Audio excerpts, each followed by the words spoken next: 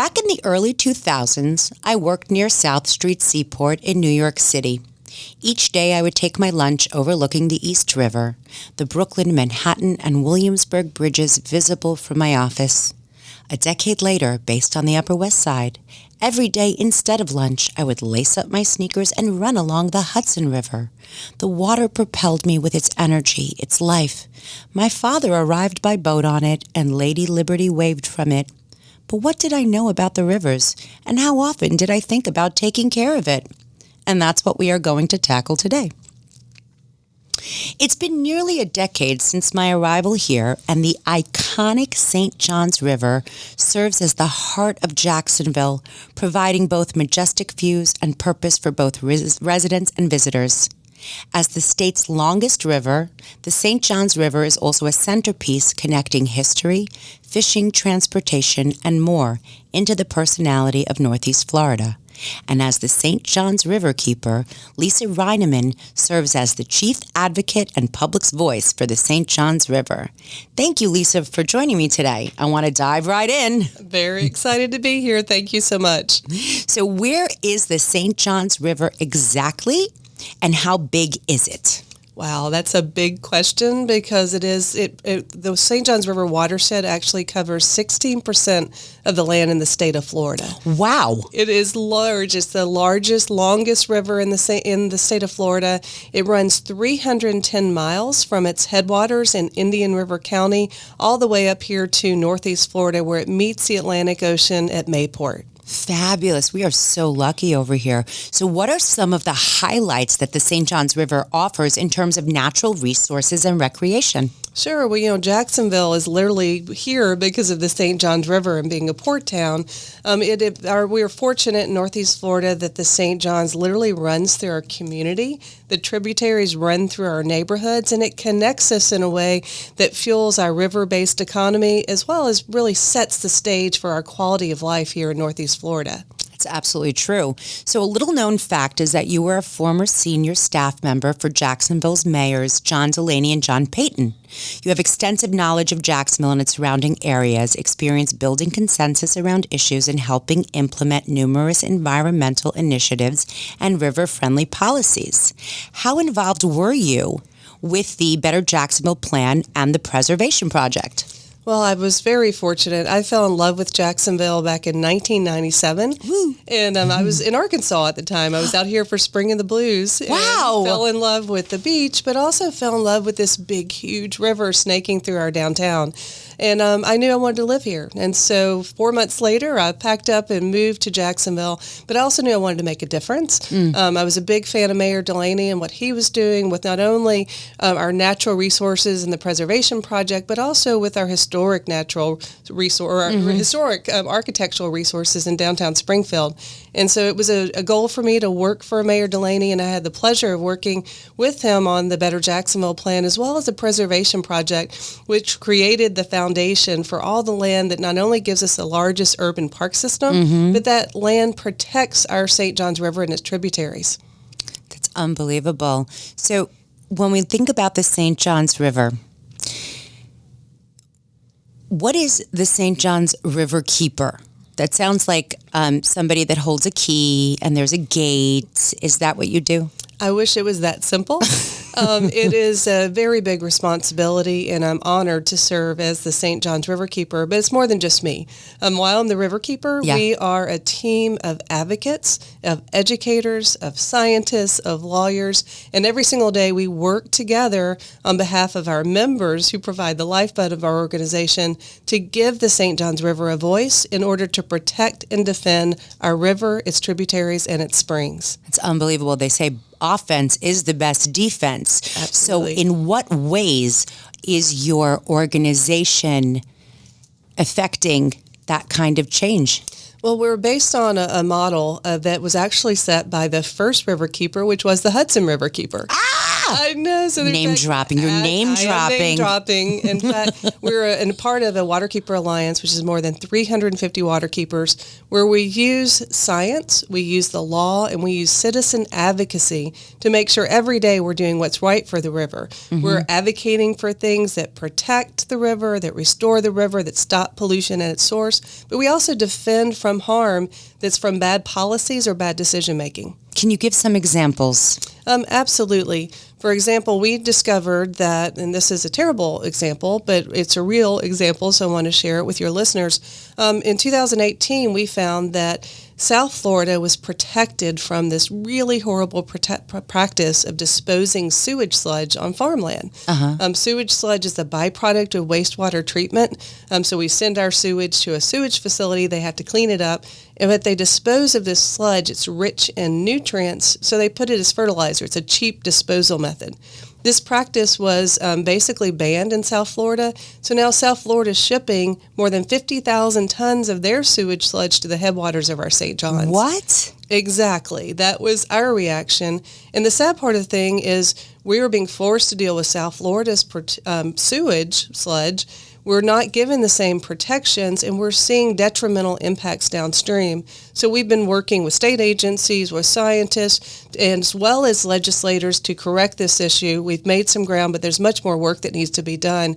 But we had to raise awareness about that. We had to connect with our members in the headwaters. We had to connect with elected officials. We had to go to meetings to give the river a voice, because the river had no voice in that example. That's an excellent example of the river being a living and breathing thing that Absolutely. Needs our help. It does. The St. John's Riverkeeper is a privately funded, independent, and trusted voice for the St. John's River and the public to whom it belongs. You're a 501c3 organization and rely on the support of members, donors, and volunteers to accomplish your mission. What are some of the benefits of that, and what are some of the struggles or opportunities? Well, I think, one of the struggles that environmentalists have across the state is that we're out-lawyered, we're out-moneyed. It's very expensive to pull together all the resources you need to make sure that you have the data to offset some of the larger lobbying groups, like the fertilizer industry, for example.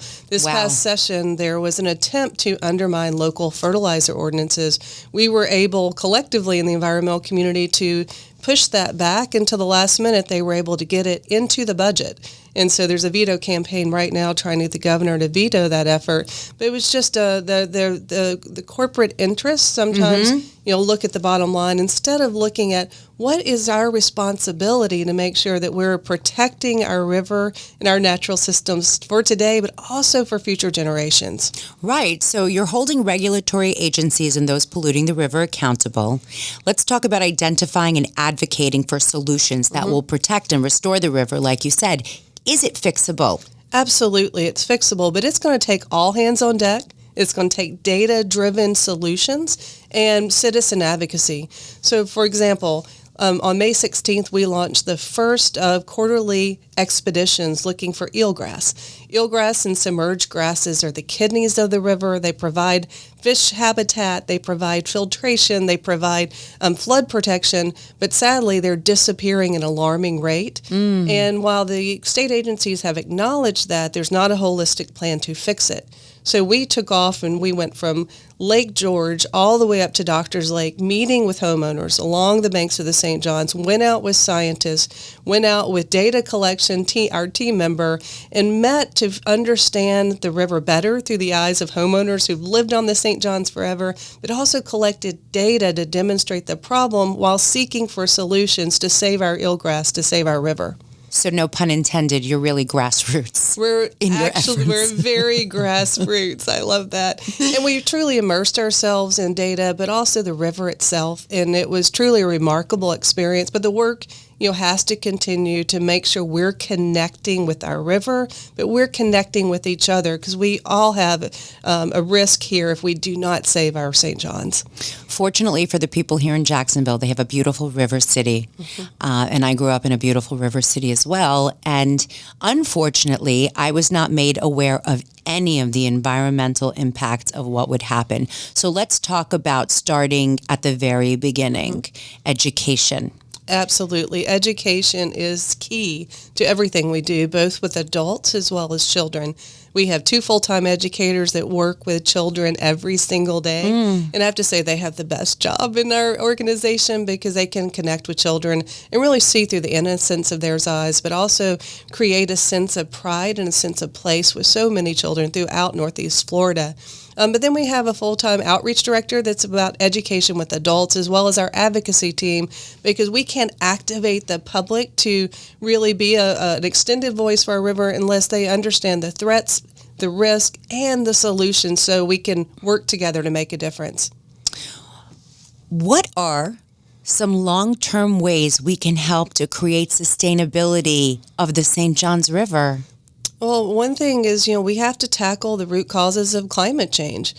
For a long time, we've just talked about sea level rise, which we have to tackle. Sea level rise. I'm going to pause here because that's something that comes up in conversation, a lot like the word renderings. Yes. Sea level in Jacksonville is a hot topic. Absolutely. So can you explain what that means in relation to the St. Johns River? Absolutely. So, in the state of Florida, we're extremely flat.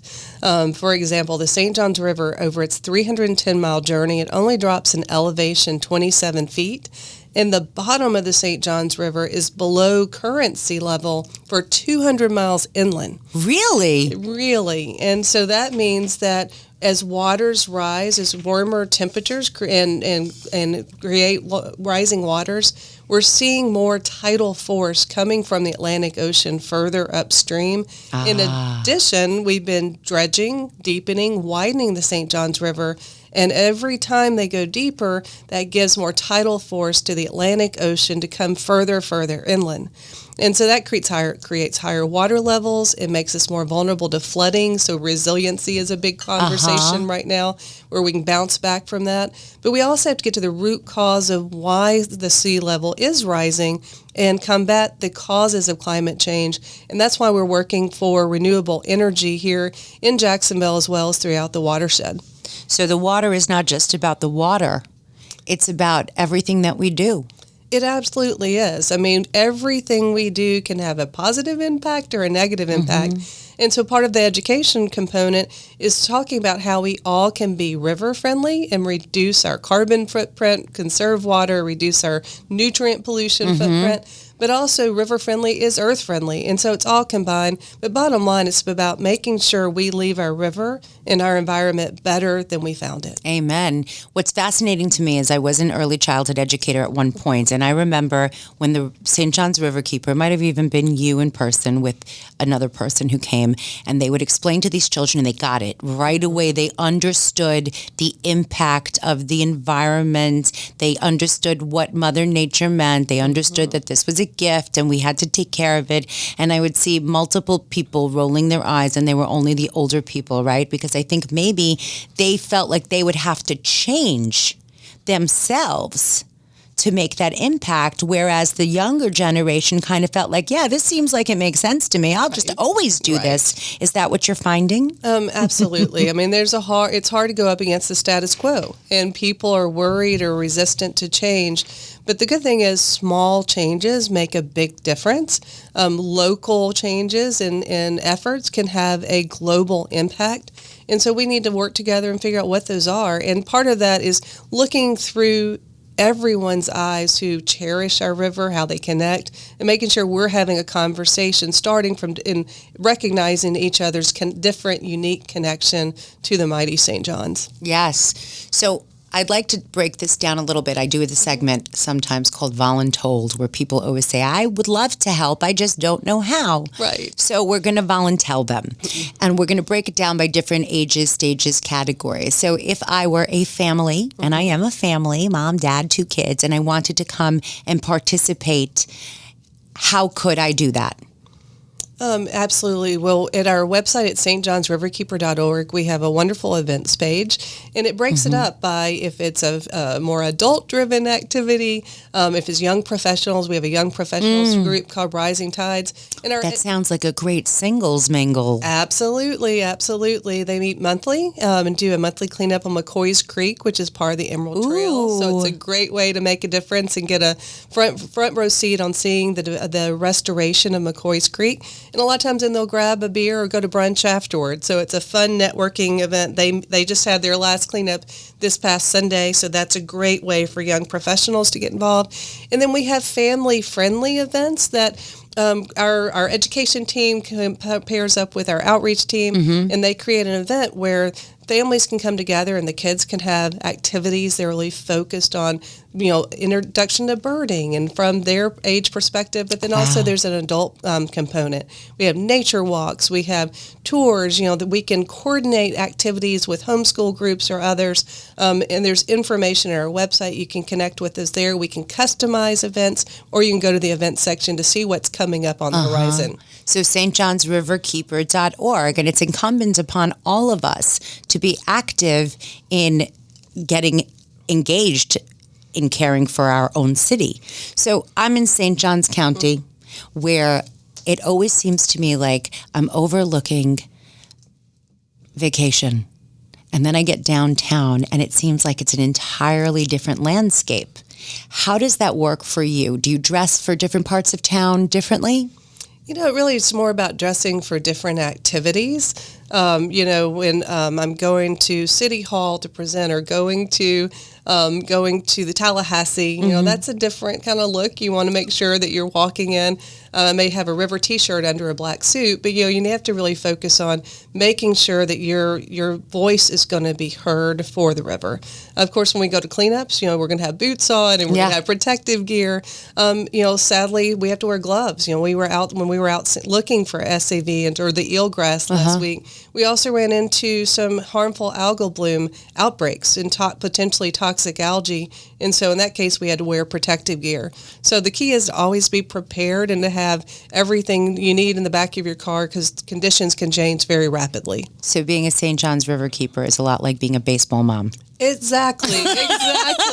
We're always prepared. Always prepared. And my two teenage boys have helped me with that, but to make sure you have everything in the back of the car, because conditions can change. So let's talk about two teenage boys. You're a mom, and they grew up with someone who is passionate about the environment. Does this translate to a generational family dynamic? Absolutely. And I was very fortunate when I moved to Jacksonville to marry into a river loving family. Ooh. In fact, my first date with my husband was on a kayak on Trout Creek, paddling into the St. Johns, into the Moonbeam, and then off of 6 Mile Creek. Wow. And so we've raised our boys as river kids. They've grown up on Julington Creek with their grandparents, out boating and fishing and crabbing and cast nesting. And, we look forward to getting out there this Memorial Day weekend. But, in probably they lost a little bit of innocence more quickly with me, because they do hear the downside of some of the things we're doing to the river. But I do believe that that's created a very sense of responsibility with my teenage boys, and working with them to continue to learn how they can do their part. That's unbelievable. They're going to spread the message because it's organic.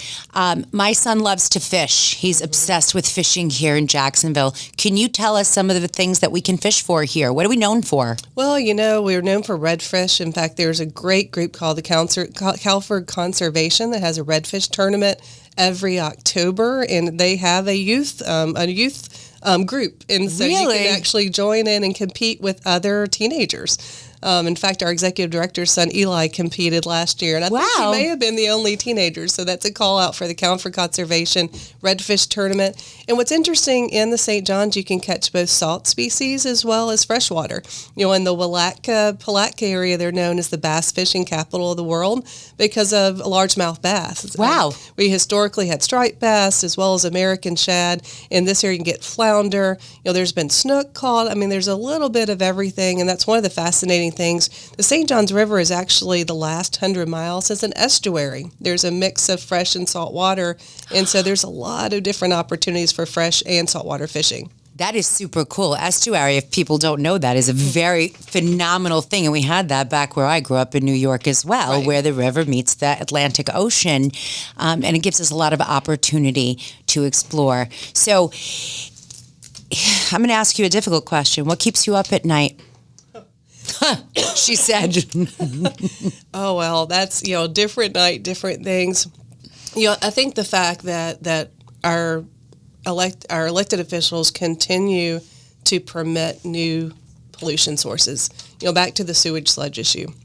The fact that that's an increase in nutrient pollution that causes these toxic blue-green algae outbreaks that undermines past not only citizen advocacy and efforts that we've actually gained ground, but also public investment. We've spent millions of dollars to reduce nitrogen pollution in the St. Johns, and now the state's permitting this known phosphorus polluting source, which is another type of nutrient that leads these blue-green algae outbreaks. And I guess the lack of urgency to correct that problem, as well as the lack of urgency to figure out how we can save our eelgrass, because this eelgrass, if we don't have eelgrass, our river can turn into a dead zone where your son and our sons don't have the ability to fish like they want to, because it's fish habitat. So I guess the one thing is the lack of sense of urgency by our elected officials to protect what makes Northeast Florida great, and that is our St. Johns River. It's absolutely the truth. I always say, love where you live, and I love where I live, and 85% of that is the river that I will not lie. When I first got here, my husband took me to see some stuff, and I said, what is this brackish river? Right. Well, and you need to protect what you love. We all need to protect what we love. And we have this beautiful Blackwater River that's naturally iced tea brown because from the swamps of, the area, which are our freshwater swamps, are magical. They provide the best biofiltration. So the entire system is so unique. And I think that's something else I'd encourage our listeners to really get to know the river in other places. Our river is not only a 100-mile estuary, it's also a spring-fed river. There's more than 100 freshwater springs that provide fresh water. And so it's a big spring run. Silver Springs, Blue Springs, Wekiva, Rock Springs, they all flow into the St. Johns and is part of what makes this 8,800 square mile watershed the magical treasure that it is. We're so lucky here.